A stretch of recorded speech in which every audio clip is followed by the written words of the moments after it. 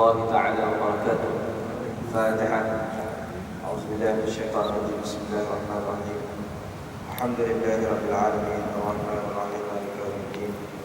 إياك نعبد وإياك نستعين اهدنا الصراط المستقيم صراط الذين أنعمت عليهم غير المغضوب عليهم ولا الضالين.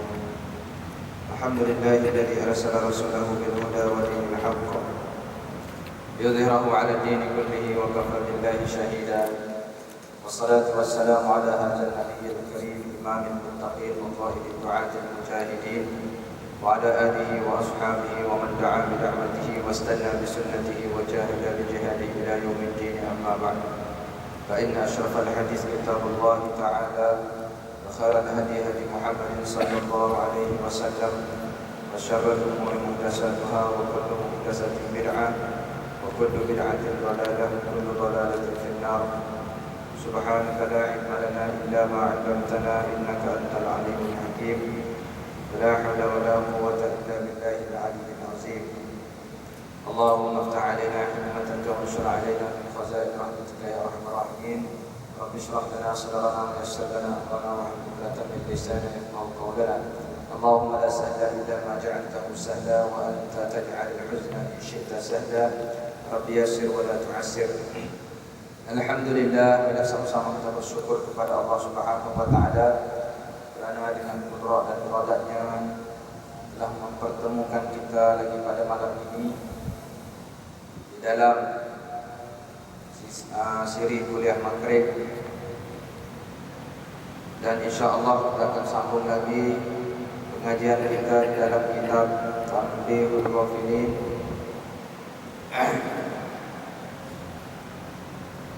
Malam ini kita akan bincang berkaitan dengan bab taubat. Taubat, mudah-mudahan segala isi perbincangan yang disebut di dalam kitab Tanbihul Ghafilin ini kita dapat ambil pengajaran dan seterusnya kita melaksanakan, kita mengaplikasikan dalam kehidupan kita seharian insya-Allah. Dan pada minggu lepas minta maaf kerana tidak dapat hadir kerana sibuk mengurus di surau sekolahku, kerana dicalonkan untuk pertandingan peringkat kebangsaan. Jadi alhamdulillah telah dipantau pada hari Selasa lepas. Tinggal lagi tunggu keputusan lah dapat ke tidak. Jadi kebetulan pada hari Jumaat lepas tu saya ada menghubungi asisten pada YB Muiz Bicho, dan dia bagi banyak pokok-pokok bunga untuk ditanam di kawasan surau sekolah tu. Jadi waktu maghrib tu masih lagi mengurus bunga, tak siap-siap. Jadi alhamdulillah pada malam ini walaupun agak lewat, tapi alhamdulillah dapat hadir juga. Jadi insya-Allah kita sambung pengajian kita pada bab taubat.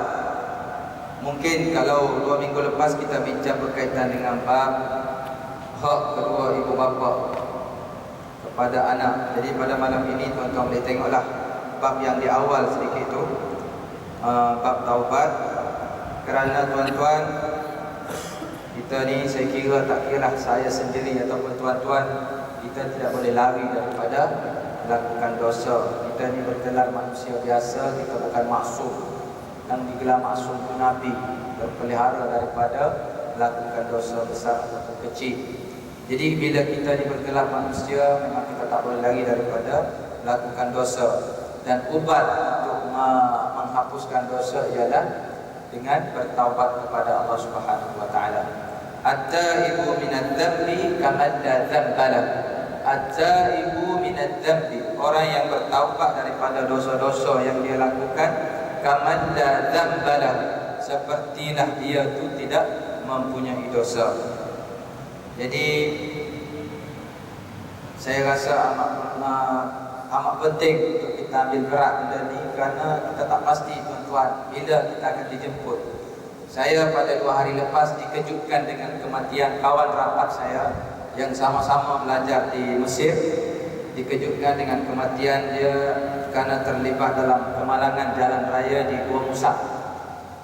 Di Gua Musang, cerita dia balik daripada sekolah, mungkin kalut sikit nak balik jumpa anak isteri, laju sikit dia potong lori, tak sempat dia melepasi lori, lalu bertembung dengan kereta, jatuh atas jalan, digilis oleh kereta, terus mati.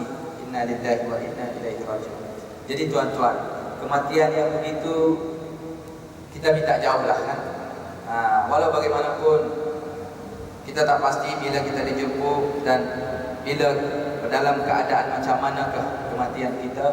Jadi saya kira bab taubat ini amat penting untuk kita bincangkan. Kerana apa tuan-tuan? Perjalanan kehidupan kita ini merupakan perjalanan menuju kematian. Perjalanan menuju kepada kematian. Daripada sehari ke sehari yang berlalu, diibaratkan kita makin jauh daripada rumah kita dan makin dekat dengan pintu kubur. Walaupun benda itu kita rasa tak perasan, tetapi itulah hakikat yang perlu kita akui.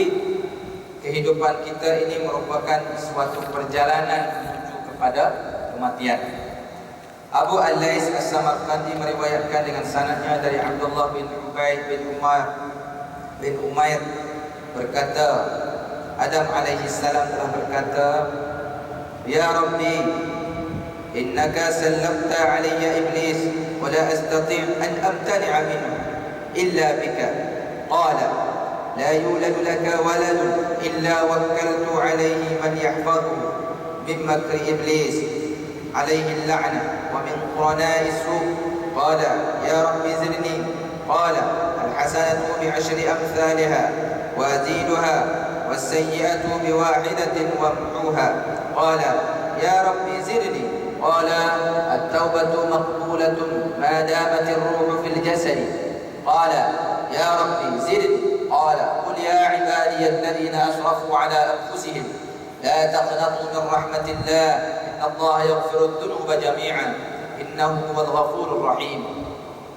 Maksudnya ini Nabi Adam yang mengadu, wahai Tuhanku, engkau telah memenangkan iblis ke atasku sehingga aku tidak dapat mengelakkan diri daripadanya kecuali dengan pertolonganmu. Firman Allah, tiada lahir seorang anak melainkan telah saya datangkan kepadanya yang menjaganya dari tipu daya iblis dan daripada jin-jin yang jahat. Lalu Adam berkata, tambahkan bagiku. Jawab Allah, saya beri pahala setiap hasanat ataupun kebaikan dengan 10 kali ganda, dan ada harapan akan ditambah pada bulan-bulan tertentu. Terutama sekali kalau bulan Ramadan. Kalau bulan-bulan biasa kita telah ditetapkan dengan ganjaran-ganjaran sekian-sekian kelebihan ataupun fadilah. Tetapi bila bulan puasa itu lain lagi ganjaran ataupun bonus. Jadi Allah Ta'ala jawab, saya memberi pahala kepada setiap kebaikan dengan 10 kali ganda dan ada harapan ditambah. Sedangkan kejahatan satu lawan satu. Kalau kita melakukan kejahatan, satu kejahatan hanya satu saja, kita dibalas dengan dosa, bukannya berganda seperti mana kita melaksanakan kebaikan. Dan ada harapan dihapus. Maka Adam berkata lagi, tambahkan bagiku. Firman Allah, taubat tetap diterima selama ruh dikandung badan. Maka Adam berkata lagi, tambahkan bagiku. Firman Allah, ya ibadiyalladzina asrafu ala anfusihim la taqnatu min rahmatillah innallaha yaghfiru dzunuba jami'an innahu huwal ghafurur rahim. Katakanlah, wahai hamba-Ku yang telah sewenang-wenang menggunakan masa hidup untuk perbuatan yang tidak berguna, kamu jangan putus asa daripada rahmat Allah. Sesungguh Allah dapat mengampunkan semua dosa. Sungguh Allah Maha Mengampun lagi Maha Penyayang. Jadi tuan-tuan yang dirahmati Allah sekalian, berlaku dialog Nabi Adam alaihissalam dengan Allah Subhanahu wa taala kerana dia tak puas hati, kerana dia telah tertewas dan Allah Taala telah memenangkan iblis, dan Allah Ta'ala telah memberi keizinan kepada iblis la'natullah untuk menyesatkan umat manusia sampailah ke hari kiamat. Jadi tuan-tuan, kita nak kepada syurga Allah Ta'ala ni memang bukan senang untuk dapat. Ibrahim bin Adham, wali Allah, ketika mana dia nak qada hajat, dia sakit perut dan nak qada hajat, Waktu itu dia berada di satu pekan, dia pergi nak masuk tandas, lalu penjaga tandas minta supaya dibayar dengan 2 dirham. Lalu dia pun bayar dan dia keluar daripada tandas. Dia menangis. Dia menangis bila ditanya, kenapa kamu menangis? Lalu dia cakap, tempat sejijik ini pun kena bayar nak masuk, apatah lagi nak masuk syurga Allah. Jadi tuan-tuan, ini satu simbolik ataupun satu, walaupun agak biasa tetapi kita boleh fikir. Jadi dia menangis kerana apa? Kerana dia memikirkan nak masuk tandas, nak buang air kecil ataupun nak mandi, nak buang air besar, itu pun dibayar. Apatah lagi nak kepada syurga Allah yang memang tak ada tolak bandingnya, yang memang tempat segala kenikmatan berkumpul di situ. Jadi dia menangis. Kita pernah ke tak? Pernah ke tidak tuan-tuan terfikir benda tu? Nabi pun dah sebut, ala inna sil'atallahi ghaliyah. Ingat-ingat, benda ataupun ganjaran di sisi Allah itu sesuatu yang mahal. Ala wahiyal jannah, iaitu syurga Allah Subhanahu wa taala. Jadi kita boleh ambil pengajaran. Masuk tandas pun kena bayar. Nak kepada syurga Allah, semestinya kita buat apa yang disuruh oleh Allah Subhanahu wa taala. Jadi berbalik kepada dialog tadi, Nabi Adam ni meminta supaya Allah Subhanahu wa taala menggandakan, minta supaya ditambah segala amal ibadat untuk berdepan dengan iblis laknatullah alaihi. Kerana tuan-tuan, iblis ni tidak pernah putus asa. Dia akan datang min baini aydihim wa min khalfihim wa an aymanihim wa an syama'ilihim. Maksudnya dia akan mendatangi umat manusia daripada aydihim, daripada hadapan, wa min khalfihim belakang, aymanihim sebelah kanan, syama'ilihim sebelah kiri. Dia akan mendatangi, dia akan menggoda umat manusia tak putus asa. Dia dengan cara apa? Dengan cara mana sekalipun untuk memastikan kita ni jadi kawan dia di neraka. Jadi insya-Allah bab taubat pada malam ini kita akan tengok sedikit sebanyak huraian dan penjelasan yang akan dibincangkan dalam bab ini. Abu Alais meriwayatkan dengan sanadnya daripada Ibnu Abbas, dia berkata bahawasanya Wahsy yang membunuh Hamzah pada bapa saudara Rasulullah sallallahu alaihi wasallam telah menulis surat kepada Rasulullah, sesungguhnya saya ingin masuk Islam tetapi terhalang oleh satu ayat. Wahsy ini dia telah membunuh dengan panahnya, di antara kalau istilahnya penembak tepat. Ini pemanah tepat. Mana Maulana ada kan? Saya nampak dia ada dia. Ada rakan kita. Dia pun ada nampak ikut memanah. Jadi Wahsy ini telah memanah sehingga syahidnya Hamzah Asadullah. Tetapi Allah Ta'ala telah memberi hidayah kepada dia. Lalu dia menulis surat kepada Nabi SAW untuk masuk Islam. Tetapi apabila dia tengok kepada ayat ini, seolah-olah dia tu tak boleh, terhalang. وَالَّذِينَ لَا يَدْعُونَ مَعَ اللَّهِ إِلَٰهًا آخَرَ وَلَا يَقْتُلُونَ النَّفْسَ الَّتِي حَرَّمَ اللَّهُ إِلَّا بِالْحَقِّ وَلَا يَزْنُونَ وَمَن يَفْعَلْ ذَلِكَ يَلْقَ أَثَامًا. Dan mereka yang tidak mempersekutukan Allah dengan Tuhan yang lain dan tidak membunuh jiwa yang telah diharamkan Allah kecuali dengan hak, dan tidak berzina, dan siapa yang berbuat itu maka ia menanggung dosa, sedang saya telah berbuat semua itu, maka apakah ada jalan bagiku untuk taubat? Jadi ini dimaksudkan bila Wahsy ini dia telah membunuh Hamzah Asadullah, yang digelar Hamzah ini singa Allah, seorang pahlawan yang gagah berani. Jadi Wahsy ini dia bunuh Hamzah Asadullah, tetapi dia rasa insaf, dia menyesal dan dia nak kembali kepada, dia nak memeluk Islam, tetapi dia rasa terhalang kerana yad'una ma wa la yaqtuluna an-nafsa allati harrama Allah illa bil haqq. Jadi dia telah menyalahi apa yang disebut, yang dilarang di dalam Al-Quran. Jangan kamu membunuh jiwa yang telah diharamkan Allah. Maksudnya maksudnya orang yang berperang fisabilillah, dia telah bunuh. Lalu turunlah ayat selanjutnya, illa man taba wa amana wa amila amalan salihan fa ulaika yubaddilu Allahu sayyi'atihim hasanat. Kecuali mereka yang bertaubat dan beriman dan beramal saleh, maka untuk mereka Allah Ta'ala akan menggantikan dosa-dosa mereka dengan hasanat.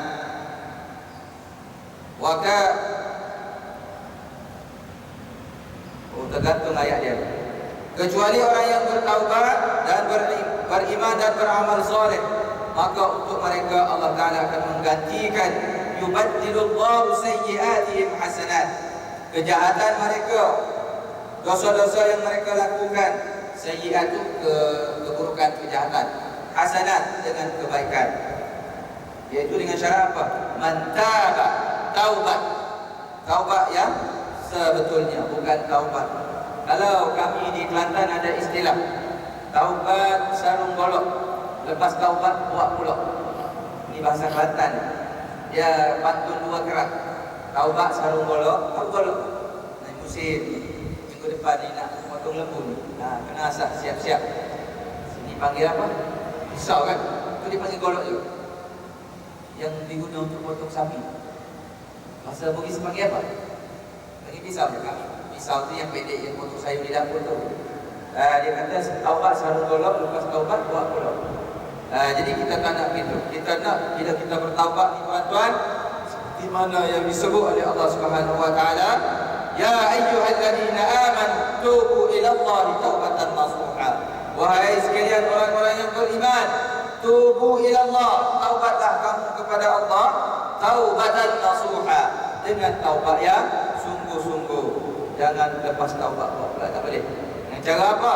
Kita menyesali dosa-dosa yang telah kita lakukan dan kita berazam, kita berjanji dengan Allah Subhanahu wa taala untuk tidak melaksanakan ataupun untuk tidak mengulangi lagi dosa-dosa yang telah kita buat.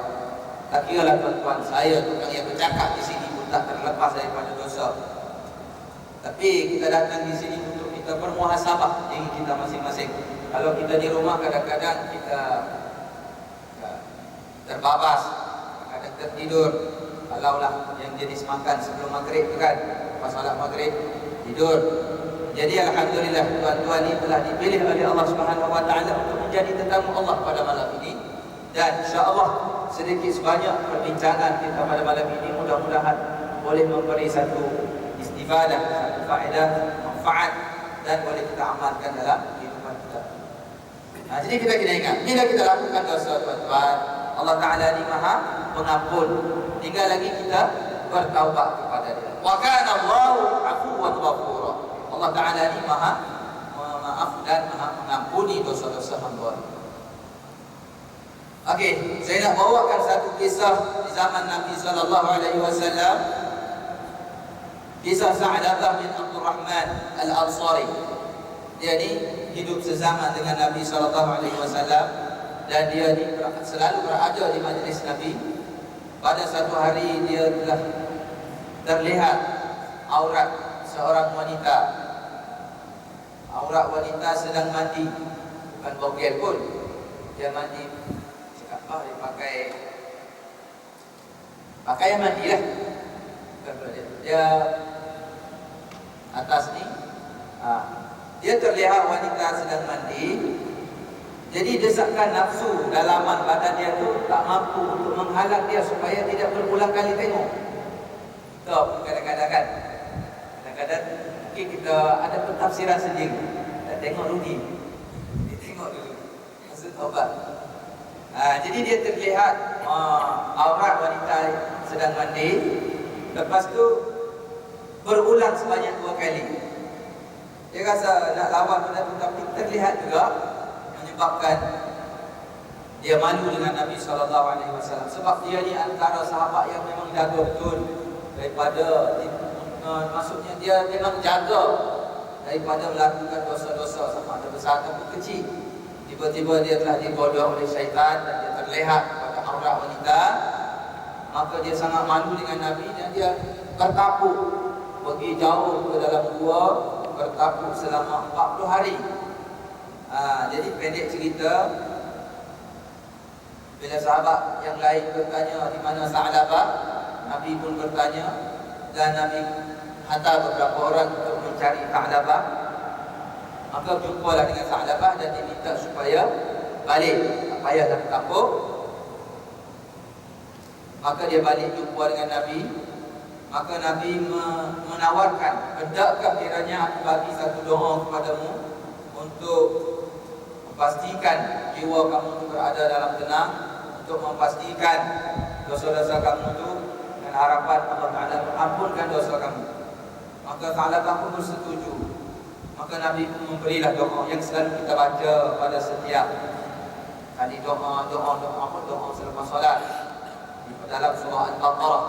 Rabbana atina fid dunya hasanah wa fil akhirati hasanah wa qina adzabannar. Lalu dia balik ke rumah dan dia beramal betul-betul. Dia siang dan malam sehingga kan tubuh dia kurus, tak lalu makan tuan-tuan, gara-gara dia terlihat sekali dia terlihat aurat perempuan. Kita ni saya rasa hari-hari tengok ada di tempat kerja, kita tengok nak on the way, nak di perjalanan dari rumah nak datang ke masjid pun kita tengok. Siapa tak pernah tengok? Siapa yang boleh jamin memang dia jaga, dia tak pernah tengok aurat wanita? Ada?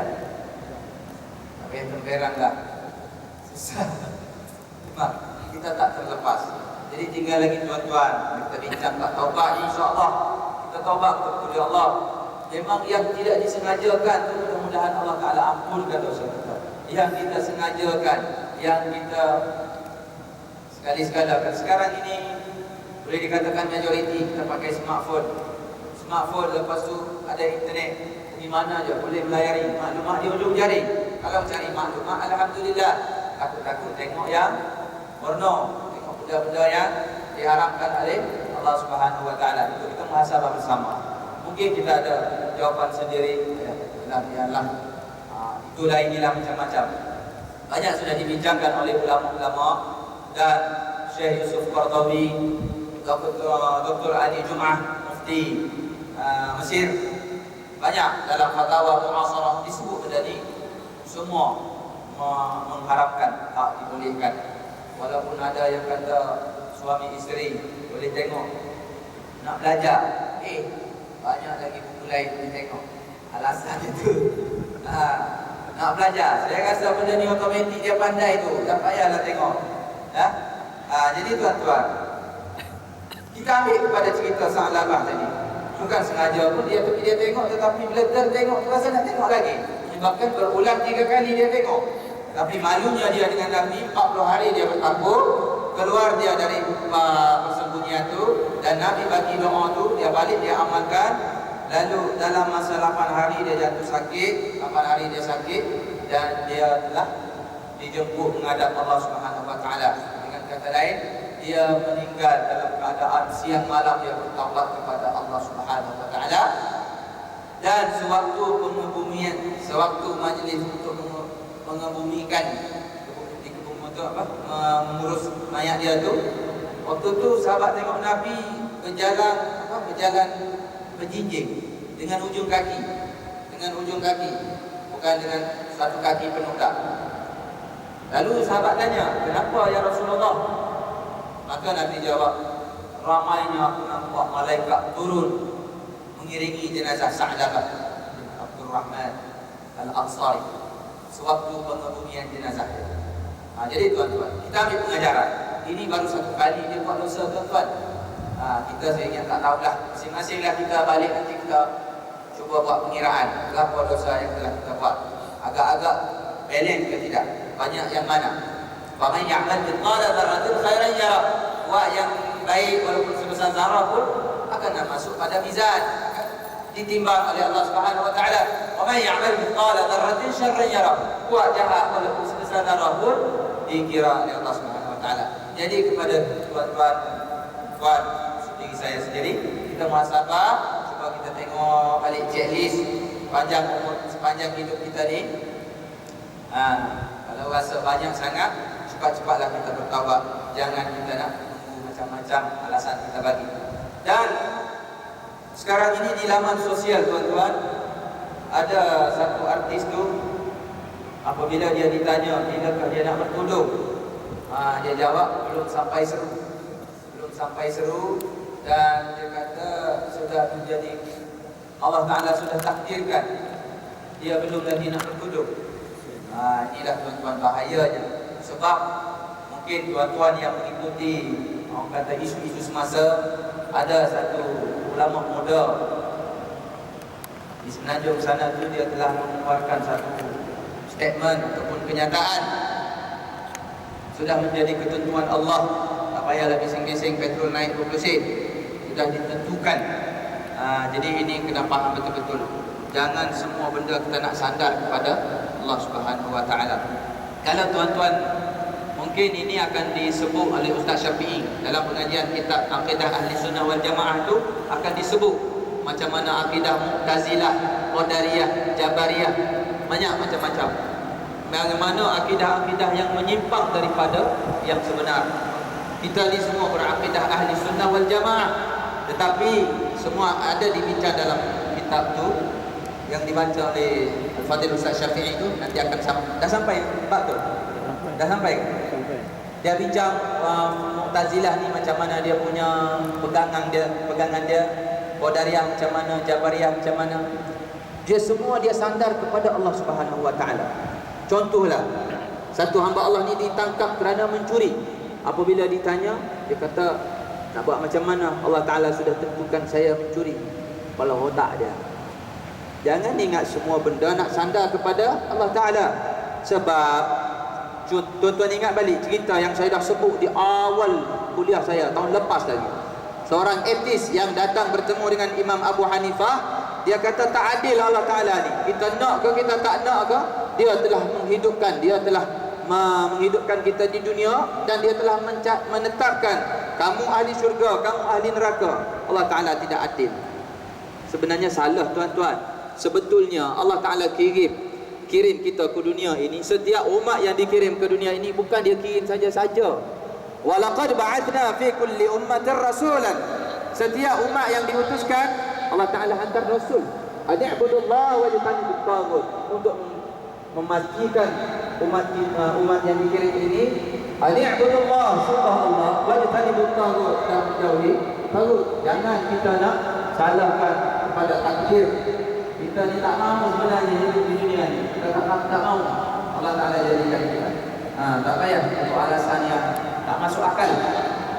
Allah Ta'ala sudah kirim Nabi dalam masa yang sama. Banyak juga bapak-bapak syaitan. Kalau di Mesir terkenal dengan Fir'aun, laknatullah. Dan pada masa tersebut, pada masa yang sama, Allah Ta'ala kirim Nabi Musa. Jadi jangan nak salahkan Allah Ta'ala. Kalau kamu ikut Fir'aun, neraka lah tempat kamu. Kalau kamu ikut Nabi Musa, surga insya-Allah. Itu sifatnya tuan-tuan. Jangan semua benda kita nak sandarkan kepada Allah Subhanahu Wa Taala. Jadi berbalik kepada seorang artis yang memberi jawapan, belum sampai seru, belum tu lagi. Saya ingat ini seolah-olah mempermainkan hukum Allah Subhanahu Wa Taala. Ini satu benda yang perlu kita elakkan. Takut-takut pahaman ini menular. Dengan sekarang ini tuan-tuan, Islam liberal dengan orang kata apa, golongan wanita nak memperjuangkan hak wanita. Yang kisah Aminah Wadud jadi imam solat Jumaat, ada tuan-tuan tengok Aminah Wadud yang heboh dulu. Sebab dia kata tak ada beza, perempuan pun mesti setaraf dengan lelaki. Dia mengimamkan solat Jumaat. Ada kes berlaku. Maka Nabi SAW mengirim ayat kepada Wahsy, lalu dijawab oleh Wahsy bahawa di dalam ayat ini ada syarat, iaitu harus beramal saleh. Sedang saya belum tahu apakah dapat melakukan amal saleh atau tidak.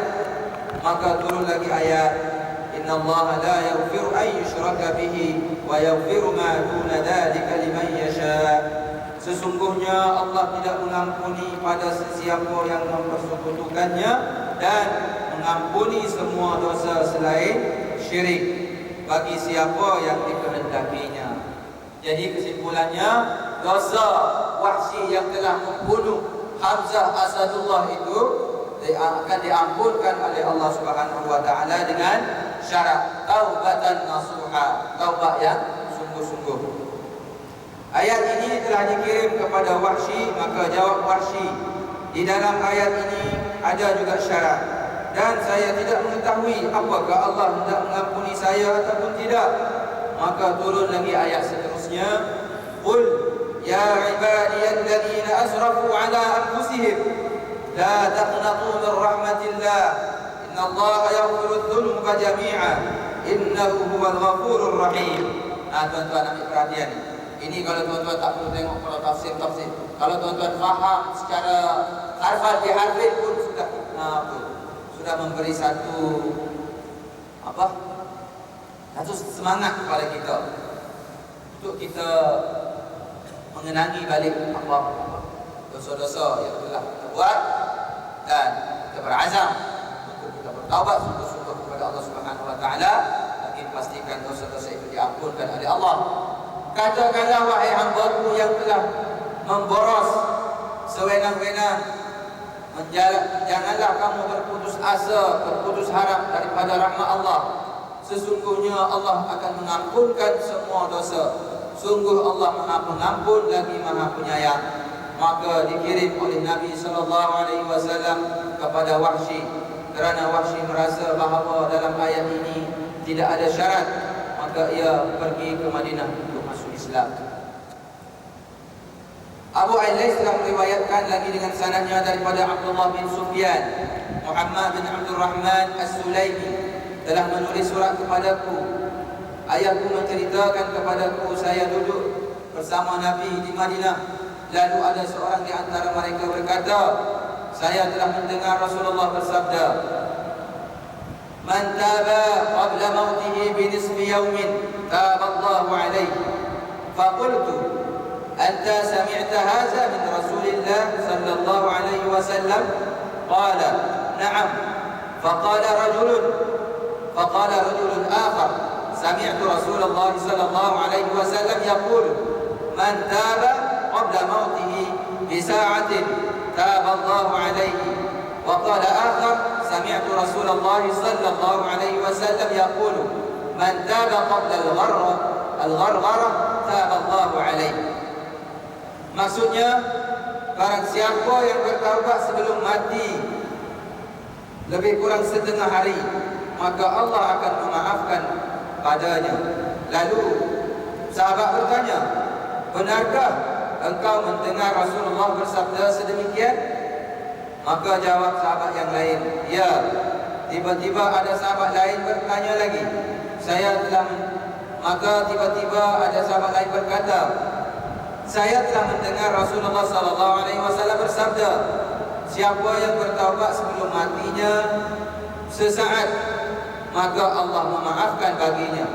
Kemudian ada yang lain berkata, saya telah mendengar Rasulullah SAW bersabda, siapa yang bertaubat sebelum tercabut roh dari tengkorak, maka daripada tenggorok, maka Allah akan memaafkan baginya.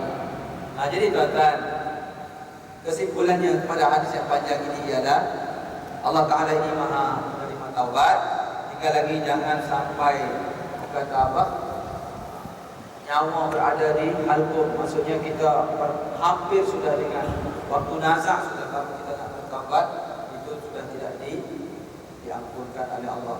Jadi kita manfaatkan waktu segar inilah untuk kita bertaubat kepada Allah Subhanahu wa taala, dan kita memperbanyakkan amal ibadah. Jadi pada minggu depan tuan-tuan, kita akan sama-sama merayakan Idul Adha, dan seterusnya bagi yang berkemampuan kita dituntut untuk melakukan ibadat korban, mengambil kira peristiwa yang berlaku kepada Nabi Allah Ismail ketika mana ayah dia bermimpi, inni ara fil manam, sesungguhnya aku telah bermimpi dalam tidurku, anni azbahuka, sesungguhnya aku sembelih kamu, fanzur madza tara, maka cuba kamu fikirlah apa pendapat.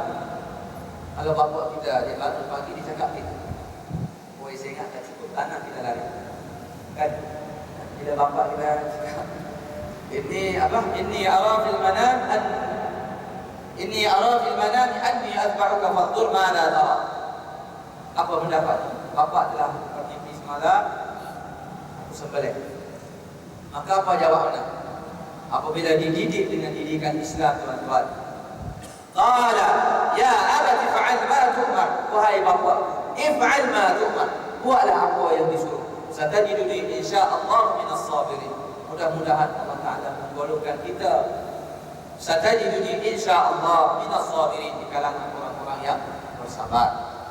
Jadi mengambil kira peristiwa yang berlaku pada Nabi Allah Ibrahim dan Nabi Allah Ismail, itulah yang kita laksanakan di ibadah Qurban pada setiap tahun. Jadi bagi yang berkemampuan, kita buat ibadah Qurban itu dan kita niatkan lillahi ta'ala. Jangan kita nak ibadat ni untuk kita bangga-bangga, untuk supaya disebut orang bagusnya pakcik itu tahun-tahun dia buat ibadah Qurban.